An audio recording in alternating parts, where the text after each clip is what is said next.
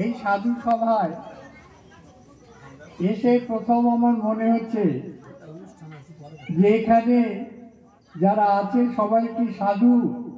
সাধু কারা? কথাটা সাধু সভা না সাধু সেবা?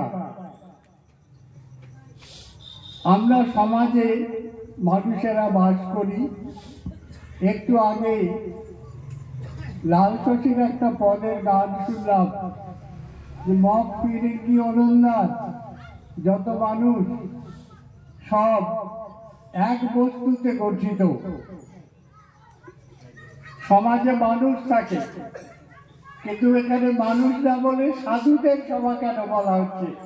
সাধু কারা? আর সাধুদের সভা কেন দেয়া হয়? সভা না সেবা? এটা নিয়ে প্রশ্ন আছে। এখন আমরা সাধু বলি, সাধু সন্ন্যাসী কথাটা বলি, যারা সংসার ত্যাগ করে নানা রকম গুপ্ত সাধন ভজন করে, মূলত কেউ ঈশ্বরকে পাওয়ার জন্যে, কেউ আল্লাহকে পাওয়ার জন্যে, আর জীবনের পরে স্বর্গে বা বেহেশতে একটা জায়গা পাওয়ার জন্যে। এসে অবধি এখানে দেখছি জব্বার ফকির আল্লাহর কাছেও কিছু প্রার্থনা করছে না, ভগবানের কাছে কিছু প্রার্থনা করছে না, আর মাইক বাজিয়ে গান করছে। আসার সঙ্গে সঙ্গে দেখলাম আমাদের মতো তুচ্ছ মানুষের পা ধুয়ে দিল।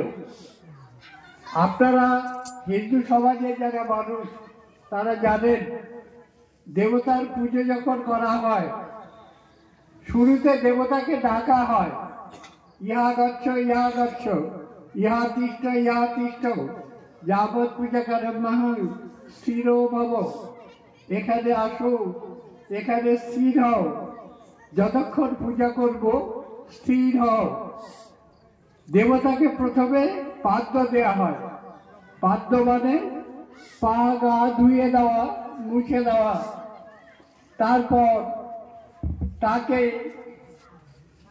সেবা দেওয়া হয় নানা রকম। বাড়ির ভেতরে দেখছি নানা রকম রান্না হচ্ছে। ফেরিওয়ালার কাজ করে এই জব্বার ফকির। এই কাজ করে সামান্য পয়সা দিয়ে আমাকে বলল সবজির খুব দাম, 2600 টাকা শুধু সবজি কিনেছে। এই দিয়ে সেবা দেওয়ার জন্য রান্না করছে। তাদের সেবা দেবে? সাধুদের। সেবাটা কি? সবার চাইতে সভা ডেকেছে, কিন্তু সেবা দেওয়ার জন্য। তো আমরা স্বর্গে যেতে চাই, জব্বার ফকির স্বর্গে যেতে চায় না।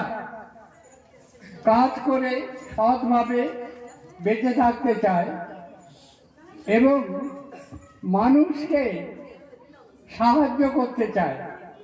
আর মানুষের মধ্যে যে মানুষরা 16 জনের বিরুদ্ধে লড়াই করে, এই 16 জন কারা? আমাদের 10টা কর্মেন্দ্রিয় আছে, আর 10টা জ্ঞানেন্দ্রিয় আছে, আর 6টা রিপু আছে। এই 16 জন, এই 16 জনের বিরুদ্ধে লড়াই করে। মানুষ তো জীব, রাগ হলে আমারও কামড়ে দিতে ইচ্ছা করে, কিন্তু কামড়াই না। কেন? আমাকে শিখিয়েছে কামড়াতে নেই। আমার রাগ হলে কাউকে খুন করে ফেলতে ইচ্ছা করে। মিষ্টি খেতে ওই যে মেয়েটি সামনে বসে আছে খুব ভালোবাসে, দোকানে লোক না থাকলে খপ খপ করে মিষ্টি খেয়ে দিতে ইচ্ছা করে, কিন্তু খায় না। চুরি করা ঠিক নয়।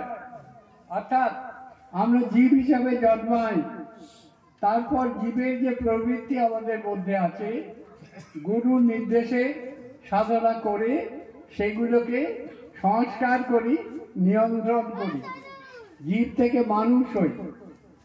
সাধুর সেবা নয়, মানুষের সেবা জব্বার ফকির দেয়। ধার্মিকেরা যারা স্বর্গে যেতে চায়, যারা আল্লাহ ঈশ্বরকে ডাকে, জব্বারের মতো মানুষরা মনে করে শাস্ত্র অনুমানের কথা বলেছে। আল্লাহ ঈশ্বর বিভিন্ন দেব দেবতা, তারা হয়তো আছে, কিন্তু তাদের প্রমাণ নেই। প্রমাণ কাকে বলে? মানুষ পাঁচটা ইন্দ্রিয় দিয়ে যার অস্তিত্ব টের পেতে পারে তাকেই বলে বর্তমান। আর যা ইন্দ্রিয় দিয়ে প্রমাণিত হয় না তাকে বলে অনুমান। আমাদের ভাষায় দুরকম শব্দ আছে, দেখবেন যে শব্দটা আছে বস্তুটাও আছে, যেমন জল, মাইক, প্যান্ডেল। আর ঘোড়ার ডিম শব্দটা আছে, বস্তুটা আছে কি? বস্তুটা নেই। তাহলে এমন জিনিস মানুষ উচ্চারণ করে, পরলোক আছে কিনা, স্বর্গ আছে কিনা কেউ দেখেনি। সেগুলো নিয়ে জব্বার ফকিরের মতো লোকেরা মাথা ঘামায় না। নিজে না খেয়ে কাকে খাওয়াচ্ছে? আমাদের সমাজে অদ্ভুত একটা খারাপ সময় চলছে। আজকে অনেকে এখানে আসেনি, ভোটের কার্ড করার জন্যে সবাই এত বিব্রত, এত ব্যস্ত যে সাধু সভায় আসার সময় নেই। কেউ দলিল খুঁজছে, কেউ 2002-তে খুঁজছে, কত কিছু। তার উপর কি সারা পৃথিবী জুড়ে চলছে, তুই হিন্দু, তুই মুসলমান, তুই খ্রিস্টান, তুই ইহুদি, রক্তারক্তি, মারামারি। মানুষ হত্যা করছে মানুষকে, কোনো স্বার্থের জন্য নয়। ও মুসলমান, আমি হিন্দু এই জন্যে। ও ইহুদি, আমি মুসলমান এই জন্যে। ও শিয়া, আরেকজন সুন্নি এই জন্যে। ধর্ম নিয়ে মারামারি। গুরুরা আমাদের একটা জিনিস দেখিয়েছে, দেখা না হলে শেখা হয় না, শুনে শুনে শেখা যায় না, অনুমানে কিছু হয় না। কি দেখিয়েছে? এই একটু আগে গানটা শুনলেন যে মগ ফিরিঙ্গি অলকনাথ, হিন্দু মুসলমান সব নাকি এক বস্তুতে তৈরি, সব দেহের বস্তু আছে সমান। সব শাস্ত্রে দেখবেন এইরকম কিছু কথা আছে। জব্বারের মতো মানুষরা, এখানে বাউল ফকির যারা গুরু আছেন, তারা সেই কথাগুলো খুঁজে খুঁজে বের করেন। যেমন চমৎকার করে ইসলামে একটা কথা শুনি যে আল্লাহর নূরে নবী পয়দা, নবীর নূরে সারা জাহান পয়দা।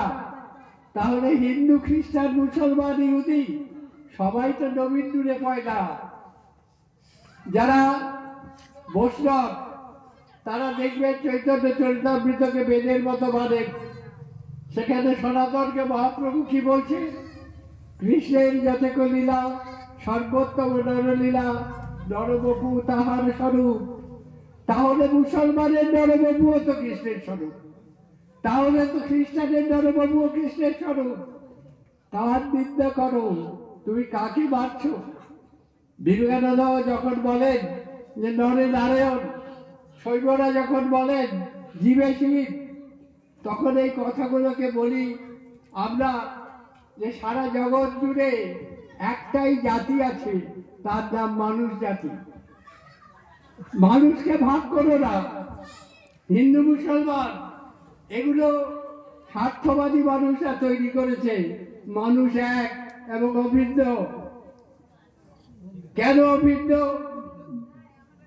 আমাদের এক সময় কলন্দর ফকিররা ঘুরে বেড়াতো দেশে, তারা নির্দিষ্ট জায়গায় থাকতো না, ঘুরে ঘুরে বেড়াতো। তো তারা বলতো যে না হাম হিন্দু হয়ে গিয়ে, না হাম মুসলমান, मैं तो कलंदर है। আমি কলন্দর, আমার বাড়ি নেই, ঘর নেই, বউ নেই, আমি হিন্দুও নই, মুসলমানও নই, একজন মানুষ। এখন এই কথাটা আবেগ ভরে অনেকেই বলি যে মানুষ এক উপাদানে তৈরি। গুরুরা কি করে? দেখিয়ে দেন। ধরি একটা পদ, এইটা থেকে আলোচনা শুরু করি। মহাজনের পদ। একটু আগে দেখবেন এই পদটা যদি গুরুদের জিজ্ঞেস করেন, মগ ফিরিঙ্গি অলকনাথ, এই পদটা আমরা এক সময় অন্যভাবে গান করেছি, এবং একসময় পশ্চিমবঙ্গ সরকারের এই সাম্প্রদায়িকতা বিরোধী গানের মেসেজে এই গানটা আছে, খুব জনপ্রিয় গান, মনসুর গেয়েছিল। দুটো পদ লাল শশীর ভেঙে এই পদটা আমরা তৈরি করেছিলাম। এখন যে কথা বলছিলাম যে সব দেহে একই বস্তু আছে, সব ঘট में एक ही आत्मा, क्या हिंदू क्या मुसलमान, কবির বলছেন। তা চমৎকার করে দেখিয়ে দেন, একটা চমৎকার পদ আছে আমাদের চণ্ডীদাসের পদ। এই পদটা কি বলছেন? শুনো হে মানুষ ভাই, সবার উপরে মানুষ সত্য, তাহার উপরে দায়। খুব খারাপ কথা, মানুষের চাইতে শক্তিশালী চৈতন্যবান আর কেউ নেই। সবার উপরে যারা আছে আমাদের কল্পনা, বাস্তবে আছে কিনা কেউ প্রমাণ করতে পারেননি। কেন মানুষ এত শক্তিশালী?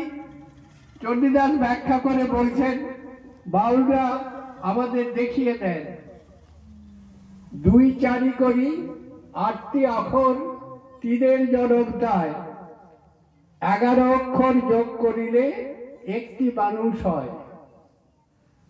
যারা দেহতত্ত্ব জানেন, বাউলরা দেহের ব্যাখ্যা করে বলেন, মায়ের কাছ থেকে 4টা জিনিস সন্তান পায়, গোস্ত পোস্ত লৌহ পশম। বাপের কাছ থেকে 4টি পায়, হাড় হাড্ডি বডি মগজ, এই 8, আর সত্যতম রজ, এই 3 গুণ। এই 11টা উপাদানে একটি দেহ গঠিত হয়।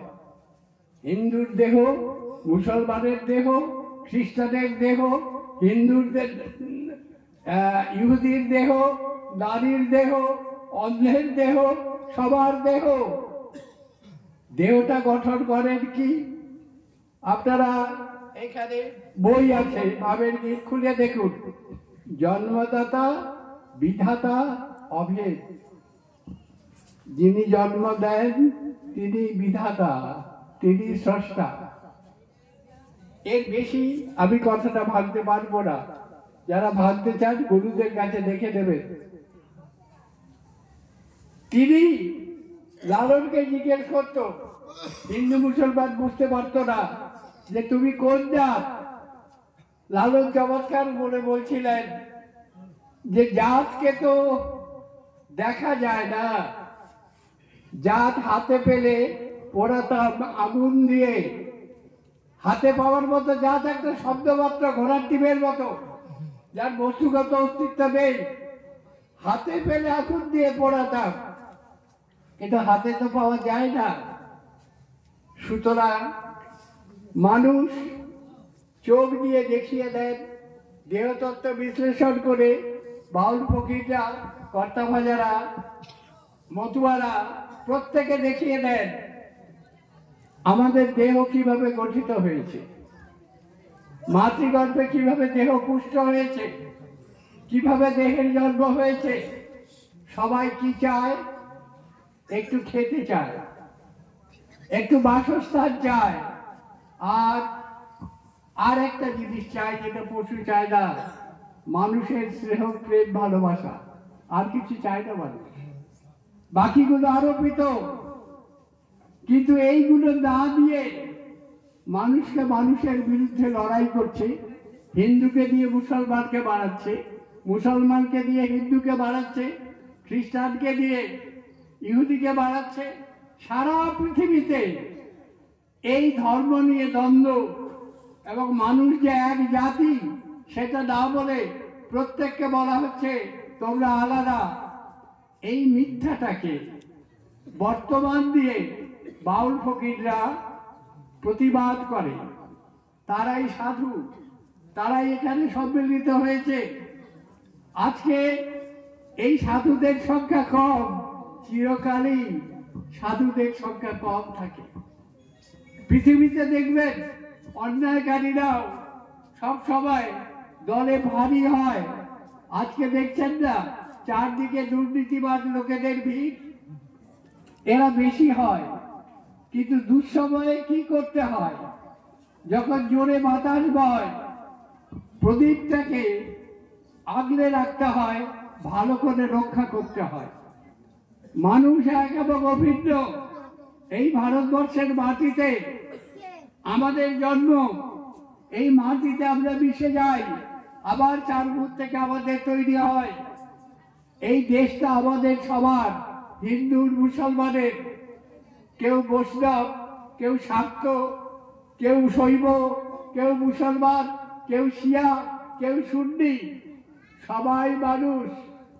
এগুলো লোকে, যেমন ধরমপুরের লোক ঠিক করেছি, কুমিরদহের লোক একজন, এইরকম মানুষ এক এবং অভিন্ন। মানুষ প্রত্যেকে প্রত্যেকের ভাই, প্রত্যেকে প্রত্যেকের আত্মীয়। এবং পৃথিবীর একমাত্র পাপ আছে, আর কোনো পাপ নেই, সেটা হচ্ছে মানুষের ক্ষতি করা, মানুষকে হত্যা করা। বাউল ফকিররা আজকে দেশের একটা অতীব দুঃসময়, চারদিকে দেখুন, পাকিস্তানে দেখুন, বাংলাদেশে দেখুন, এখানে দেখুন, মধ্যপ্রাচ্যে দেখুন, ধর্মের নামে হানাহানি, ধর্মের নামে, নজরুল বলতেন জাতের নামে বজ্জাতি। এই জাতের নামে বজ্জাতির বিরুদ্ধে দাঁড়ান। জোরে হাওয়া দিচ্ছে, প্রদীপটাকে নিভিয়ে দিয়ে দেবেন না। বুদ্ধদেব বলতেন আত্মদীপ ভাব, নিজে একটা প্রদীপ হও। ঠিক তেমনি সাধুরা প্রদীপ হন, সার্থক হোক জব্বারে, কষ্টার্জিত লবণ ভাত এবং তরকারি। সাধুদের দেবতা হিসাবে অন্য কোনো দেবতার তিনি পূজা করেন না। এই সাধুদের পা ধুয়ে দেন, সেবা করেন, অন্ন দেন। সাধু সভা নয়, সাধু সেবা। আমরা ধীরে ধীরে আসুন মানুষের সেবা শুরু করি। হিন্দুর সেবা, মুসলমানের সেবা, খ্রিস্টের সেবা। মানুষ এক এবং অভিন্ন। আজকে দুর্দিনে বাউল ফকির এই কথাটা বলুন, তাহলে সাধু সভা সার্থক হবে। সর্বচরণে আবার প্রণাম।